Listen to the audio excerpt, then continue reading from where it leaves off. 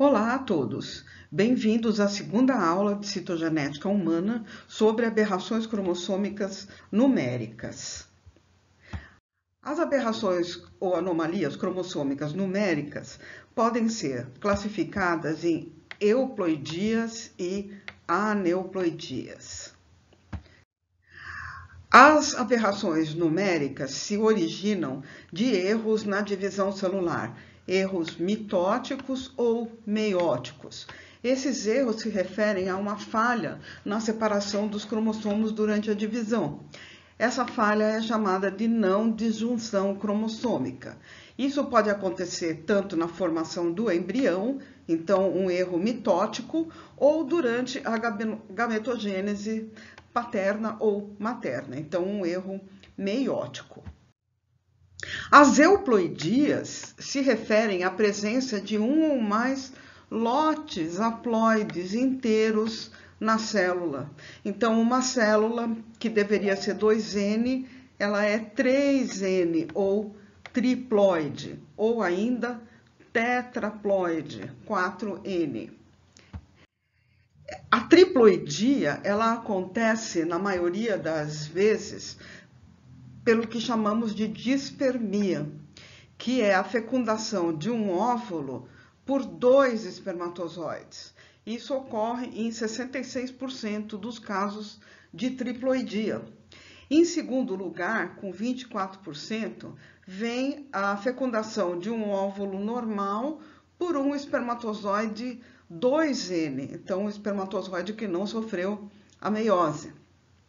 E em terceiro lugar, com 10% de frequência, temos a fecundação de um óvulo 2N, então complemento errado cromossômico, por um espermatozoide normal com constituição N. Os tetraploides podem surgir do que a gente chama de endomitose, ou seja, uma duplicação do DNA dentro da célula sem que haja a divisão celular. Então, o DNA duplica e a célula não se divide. Então, há um aumento da ploidia da célula.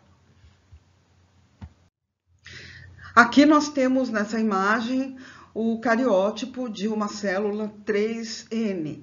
Então, vejam que para cada cromossomo, ao invés de um par, nós temos um trio de cromossomos. Então, existe um lote inteiro de cromossomos a mais. Então, essa é uma triploidia. Isso acontece em 2% das concepções e vem a ser uma das principais causas de abortamento espontâneo no primeiro trimestre de gestação, correspondendo a 11% dessas perdas gestacionais. Aqui nós temos imagens de crianças que têm células triploides. Essas crianças que nasceram vivas, elas nunca têm o corpo inteiro formado por células triploides, mas elas têm células normais também no seu corpo. Então, isso é o que nós chamamos de mosaicismo. Então, existem células com 2 tipos de constituição cromossômica. Nesse caso, diploides e triploides. Um embrião totalmente triploide não seria compatível com a vida. E aqui nós temos uma criança que tem um mosaicismo também, só que no caso 2N, 4N, e ele apresenta uma periodontite precoce, generalizada e grave, né? O que é um achado incomum e que reforça a ideia de que a periodontite tenha uma influência genética.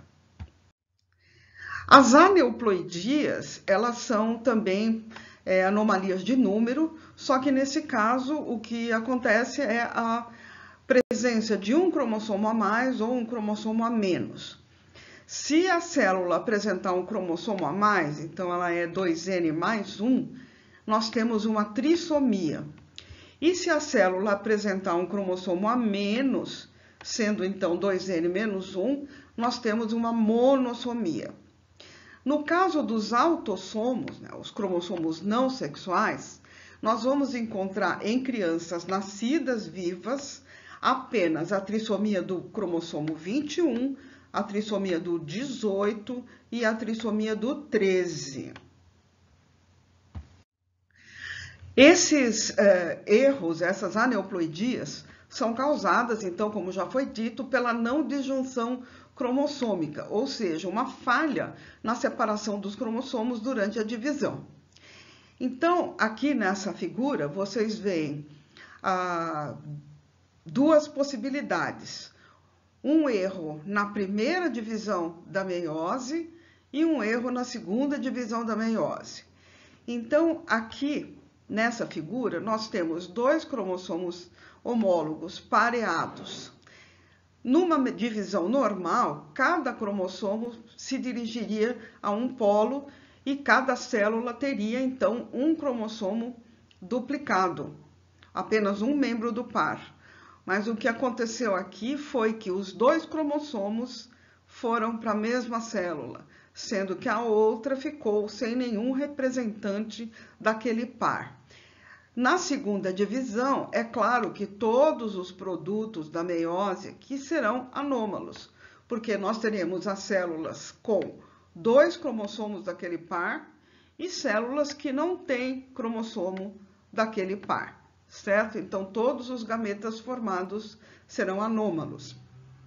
Uma segunda possibilidade é que a primeira divisão ocorra normalmente. Então, aqui os cromossomos foram para células diferentes, mas na segunda divisão, essa célula aqui sofreu uma não disjunção. Então, dois cromossomos vieram para a mesma célula, para o mesmo lado, e a outra ficou sem nenhum representante daquele par. Para essa célula aqui, a divisão aconteceu de forma normal. Então, eu tenho um cromossomo no final, um cromossomo em cada gameta. Então, se o erro acontece na segunda divisão, eu tenho a formação de gametas que são normais e tenho a formação de gametas que são anômalos. Então, quando existe a formação de um gameta com um cromossomo a mais, ele vai ter uma constituição diferente, uma constituição errada, com 24 cromossomos.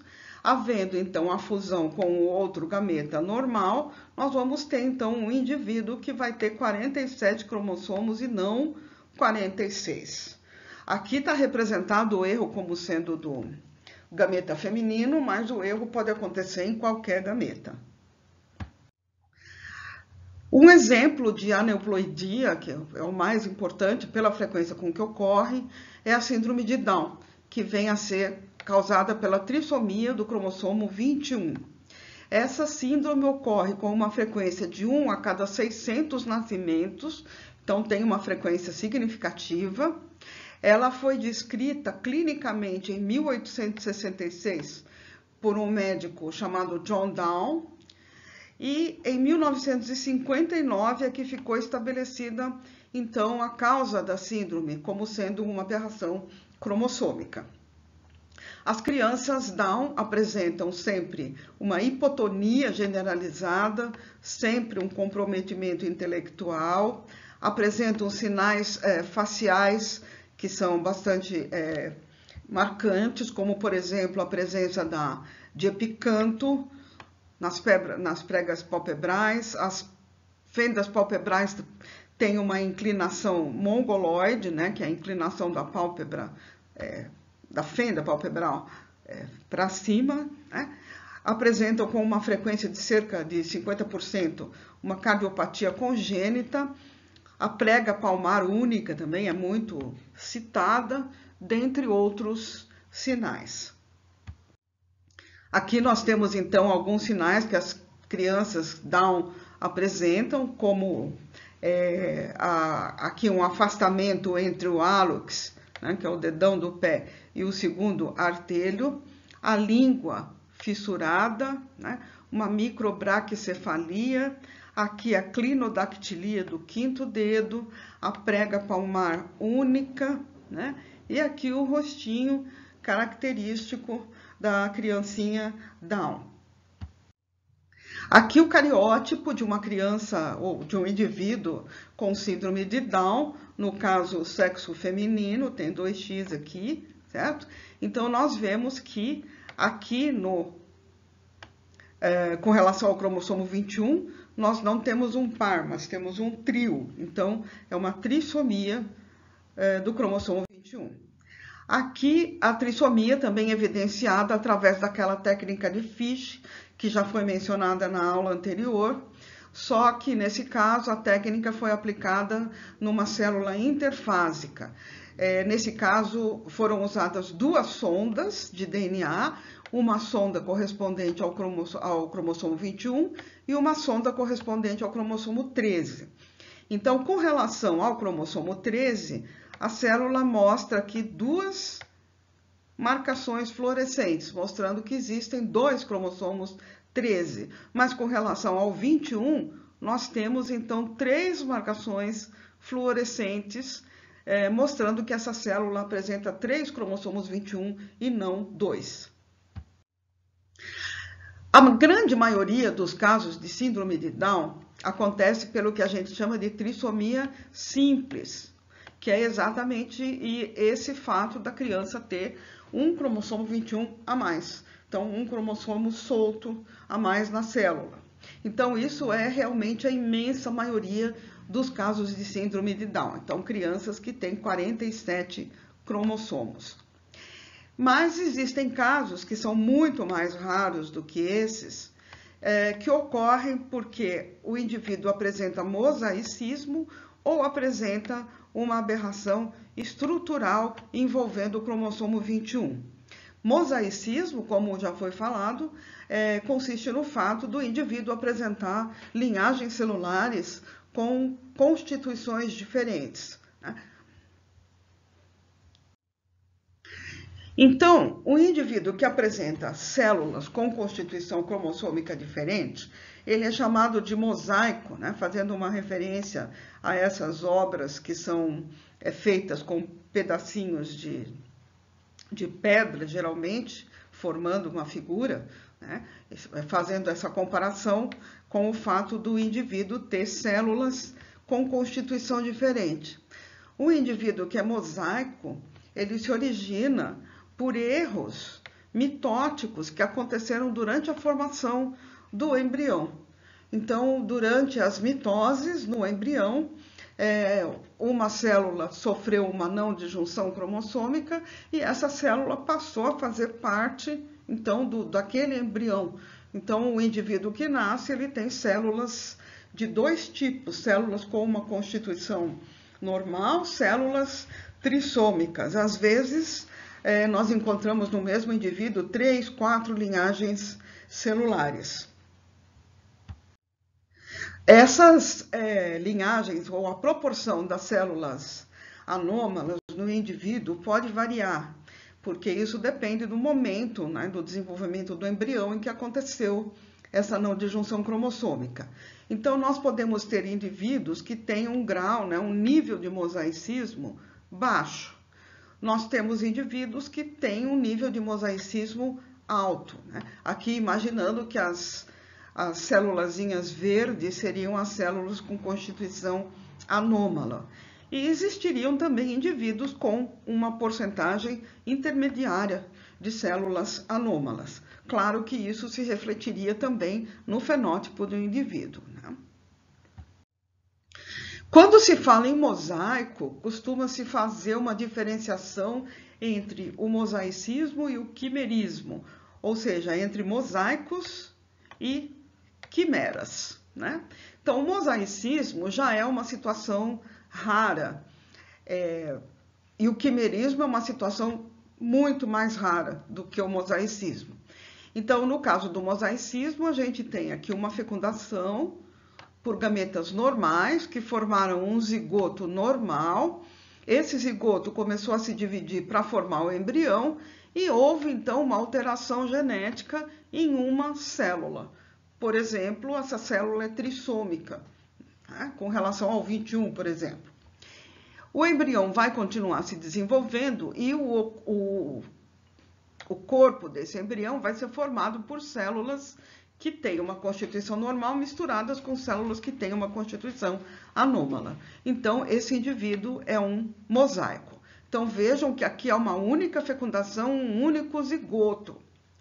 No caso da quimera, acontece uma situação diferente. Então, existe uma fecundação dupla aqui, tá? Então, 2 óvulos fecundados por 2 espermatozoides diferentes. Então, numa situação normal, o que aconteceria?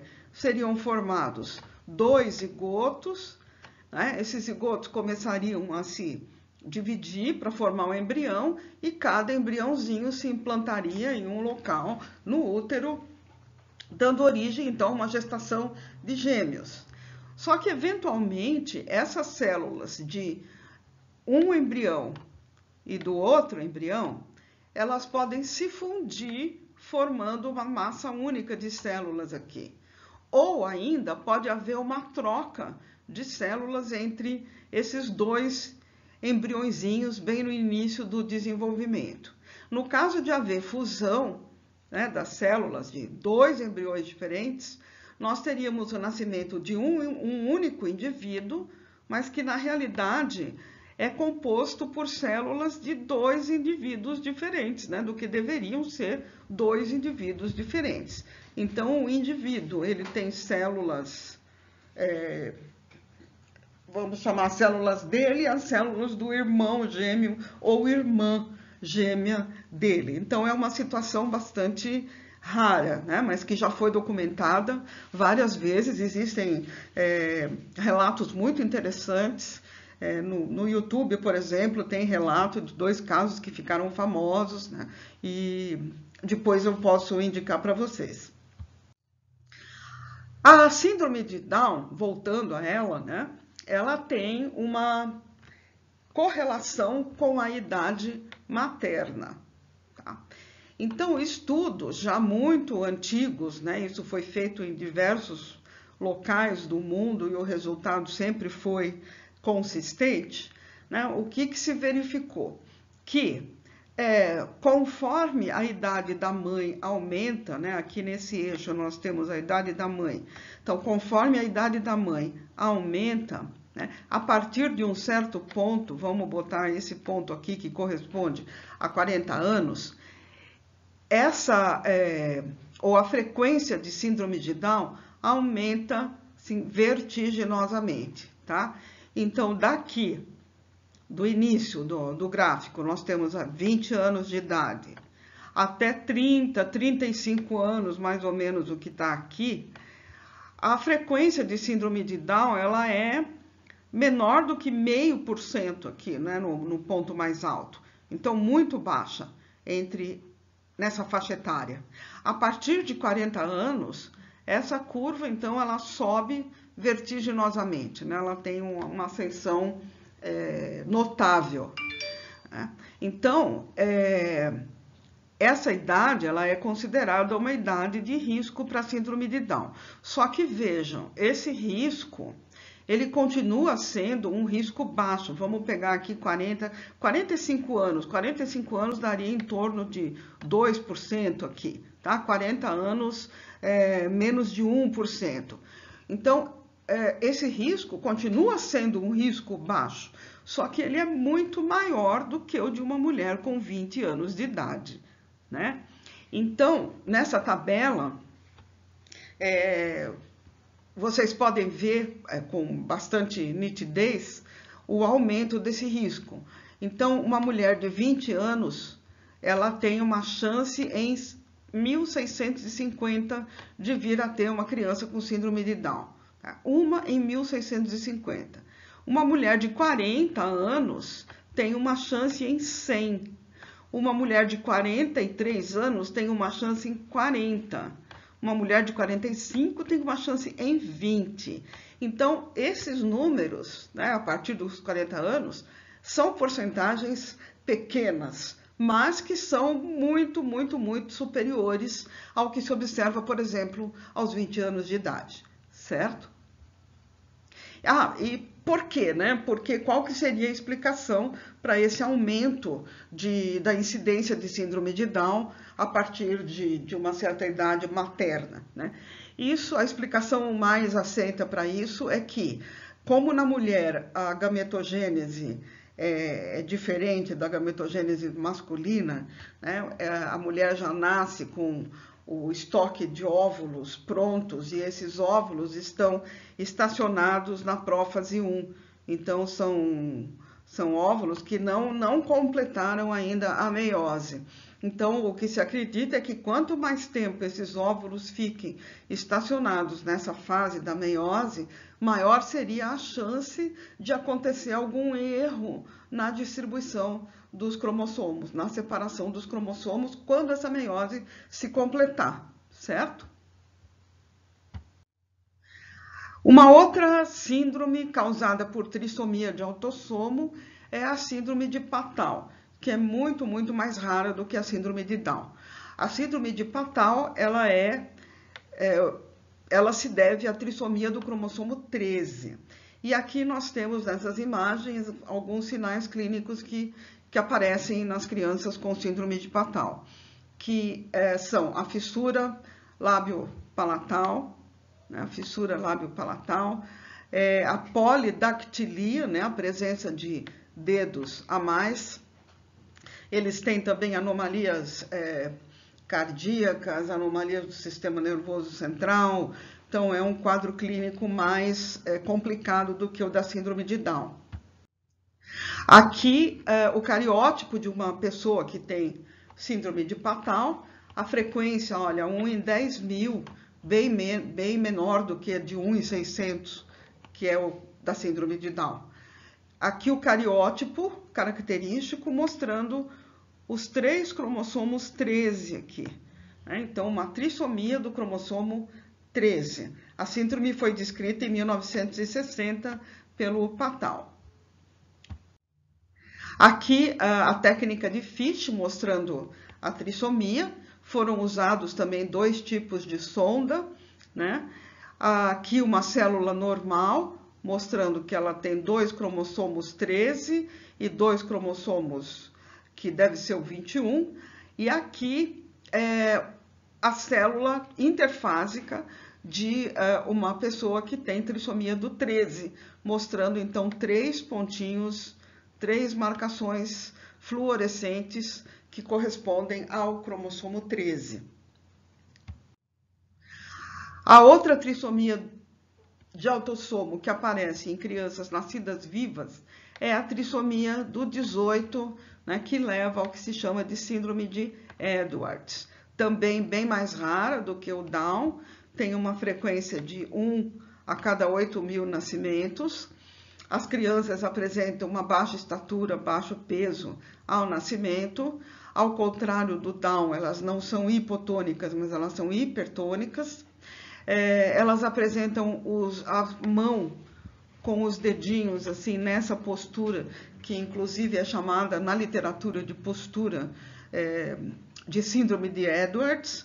A anomalia do calcânio, que a gente vê aqui no pezinho, e alterações dismórficas faciais. Além disso, elas também apresentam cardiopatia congênita, anomalias renais e neurológicas. Aqui o cariótipo de uma criança com síndrome de Edwards, mostrando então que ela tem 3 cromossomos 18 e não 2. E os outros cromossomos, né? Vocês podem estar perguntando, por que eu falei só do 13, do 21 e do 18? Falei só desses 3 cromossomos porque eles são os únicos cujas aneuploidias nós observamos em crianças nascidas vivas. Né? Para os outros cromossomos, também a gente pode encontrar aneuploidia, só que nunca em crianças nascidas vivas. Essas anomalias, a existência de qualquer outro autossomo a mais em uma célula, torna o embrião formado com essa constituição incompatível com a vida. Então, nós vamos encontrar essas anomalias em material de abortamento, mas não em crianças nascidas vivas, certo? Então, nesse gráfico aqui, dá para ter uma ideia da frequência de aberrações cromossômicas em abortamento espontâneo entre 6 e 18 semanas de gestação. Então, nós temos aqui, olha, o que está em verde são trissomias, tá?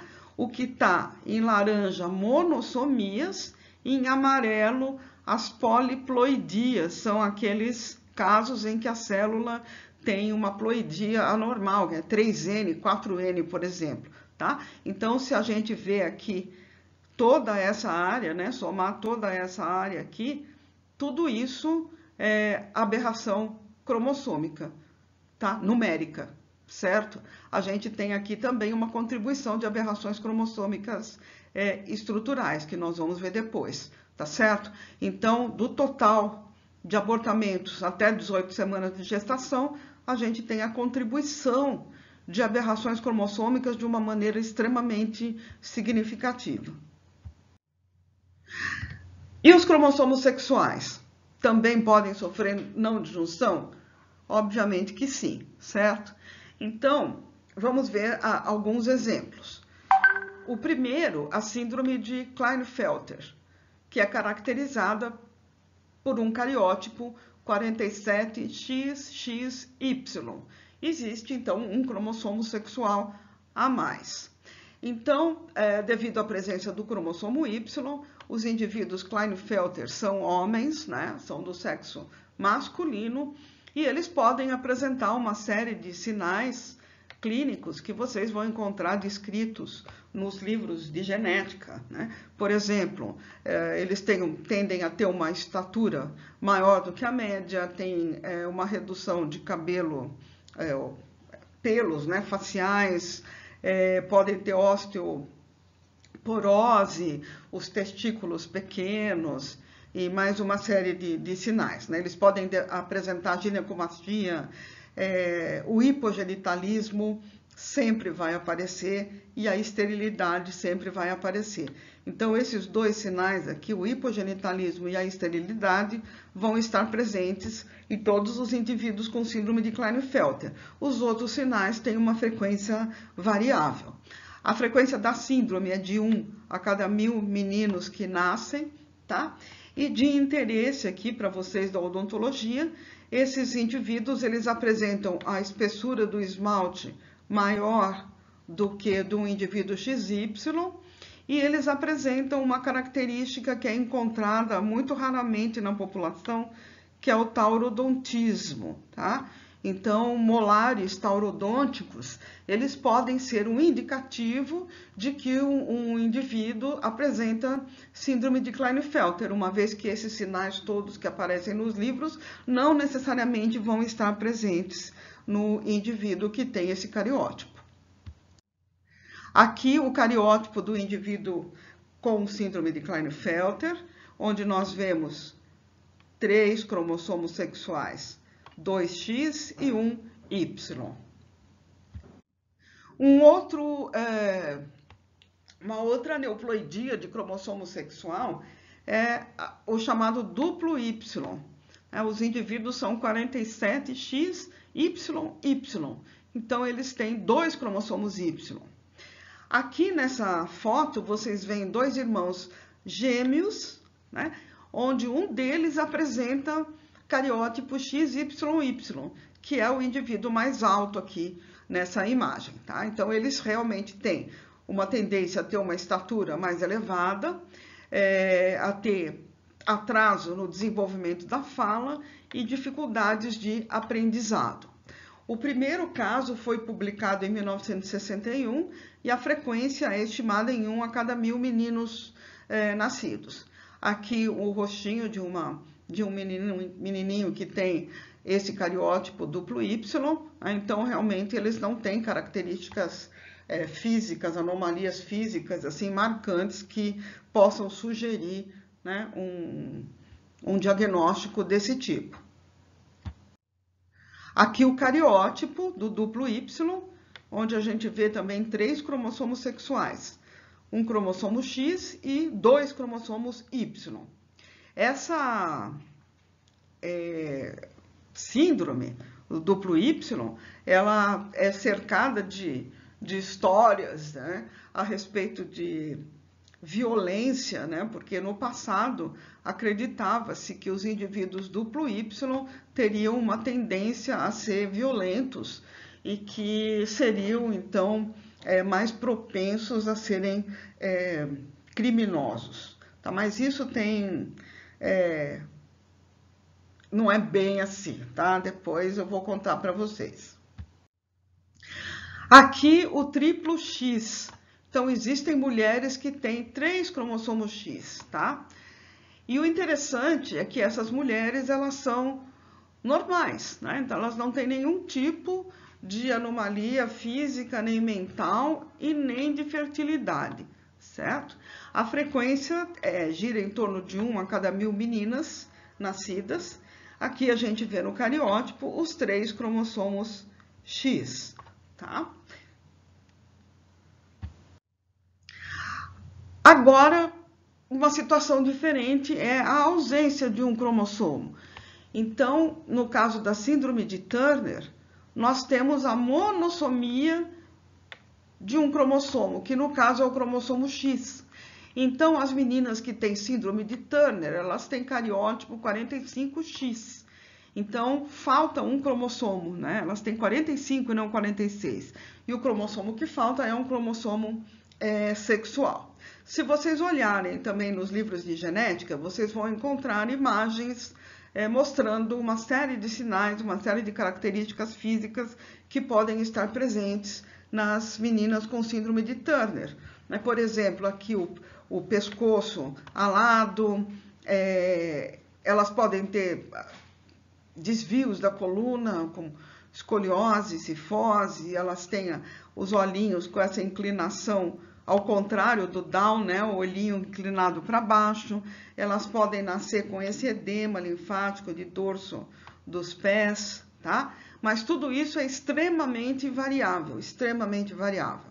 O que elas têm realmente, em 100% dos casos, é uma estatura baixa e esterilidade, tá? Então, isso sempre as meninas vão apresentar. Os outros sinais são extremamente variáveis. E de interessante para a odontologia que elas apresentam os dentes com um esmalte mais fino do que uma mulher XX. Aqui o cariótipo de uma mulher com Turner, mostrando que existe apenas um cromossomo sexual, apenas um X. Então, obrigada e até a próxima aula.